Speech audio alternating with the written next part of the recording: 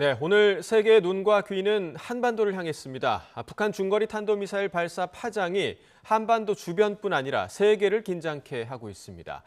미국과 일본의 정상은 긴급히 움직였고 북한 미사일 문제를 논의할 유엔 안전보장이사회가 소집을 눈앞에 두고 있습니다.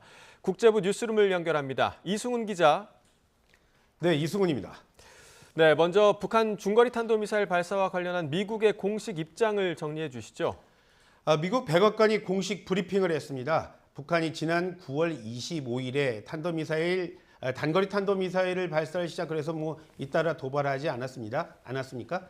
그때마다 백악관은 미국 정부의 입장은 뭐냐 이렇게 기자가 질문하면 거기에 답하는 형식을 취해 왔는데요.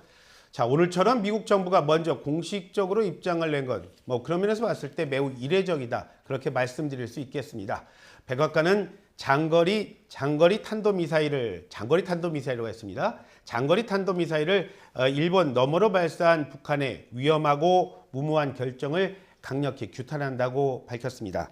또 이런 도발은 영내를 불안정하게 하고 또 위험한 것이고 유엔 안보리 결의의 명백한 위반이라고도 했습니다. 네, 조 바이든 미국 대통령과 기시다 후미오 일본 총리도 긴급 통화를 했죠. 어떤 이야기 나눴습니까? 두 정상은요, 북한의 미사일 발사 가장 강력한 표현으로 규탄을 했습니다. 또 두 정상은 즉각적인 대응, 한국 관계 3자가 하고 장기적인 대응은 이제 국제사회와 함께 지속해서 김리할 필요가 있다. 그런 말도 했습니다. 백악관은 특히 이번 통화가요, 일본의 방위에 대한 철동 같은 약속을 강화하는 차원에서 이루어졌다. 그런 강조를 했는데요. 자, 북한이 탄도미사일을 발사한 바로 다음 날 미국과 일본의 정상이 이렇게 통화에 나선 건 그만큼 이번 일 심각하게 본다. 그런 뜻이 될 겁니다. 네, 말씀하신 대로 심각하게 보는 데는 이유가 있겠죠. 자, 이렇게 긴박하게 대응에 나선 건 북한의 이번 도발이 이전과는 내용과 성격에서 좀 많이 다르기 때문입니다. 다시 말해서요. 북한은 그 한미연합훈련 혹은 미국 부통령이 비무장지대 방문했을 때 그걸 반발해서 단거리 미사일을 발사하지 않았습니까? 그런데 그때와 달리 이번에 북한의 행동에는 어떤 전략적인 목표가 아주 뚜렷해 보인다는 겁니다. 먼저 IRBM 발사는요, 지난 1월 31일 이후에 8개월 만이죠. 또 북한이 탄도미사일을 일본 영토를 넘어서 이렇게 날려보낸 것도 지난 2017년 9월 이후에 무려 5년 만입니다. 게다가 북한은요, 이번 발사를 통해서 이제 자신들은 맘만 먹으면 언제든지 미국 군의 요충지라고 할 수 있는 괌을 타격할 수 있다는 걸 재확인하기도 했습니다. 네, 여러모로 이례적인데 이번 북한 미사일 도발이 7차 핵실험을 위한 사전 준비다. 이렇게 보는 시각도 있다고요. 네, 그렇습니다. 시간을요, 이제 북한이 6차 핵실험을 했던 지난 2017년 9월로 이렇게 거슬러 올라가면요. 자, 그때도 북한은요, 핵실험 전에 탄도미사일 여러 발 발사하면서 분위기 띄웠습니다. 그때와 참 많이 비슷한 상황이라는 겁니다.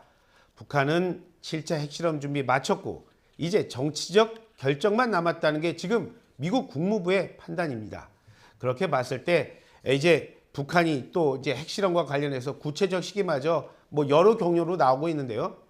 중국의 당대회가 끝나는 오는 16일부터 미국의 중간선거가 열리는 다음 달 8일 그 사이가 될 거란 예상이 현재로서는 가장 많습니다.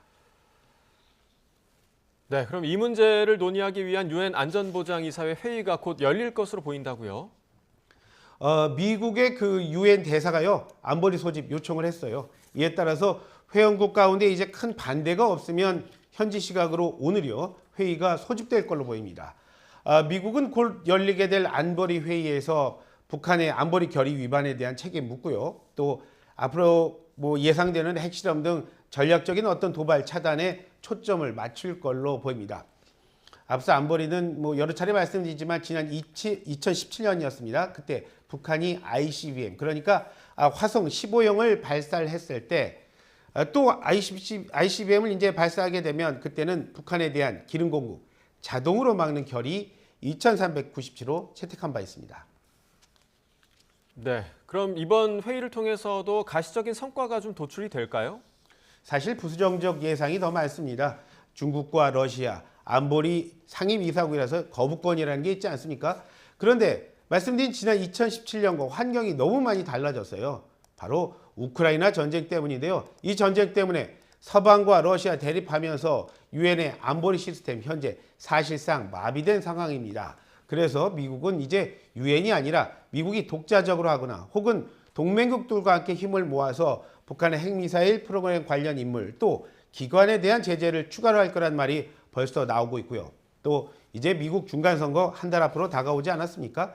그런 면에서 봤을 때 이제 미국의 대응 수준이라는 거는 북한의 도구발이 중간선거에 미칠 파장을 고려해서 어떤 수준을 결정할 거다. 그런 말도 많습니다. 네, 성과 여부를 떠나서 이제 뭐 세계의 눈과 귀가 유엔을 향할 수밖에 없는데 유엔 사무총장도 북한의 미사일 도발과 관련해서 언급을 했다고요. 북한의 중거리 탄도미사일 발사를 강력히 규탄한다. 이건 무모한 행위이자 안보리 결의 위반이다. 오늘 안토니오 구테우스 유엔 사무총장의 말입니다.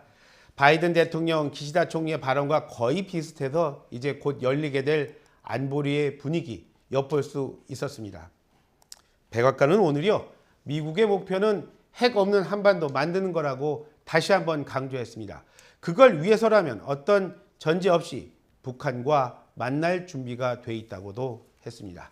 지금까지 국제부 뉴스룸입니다.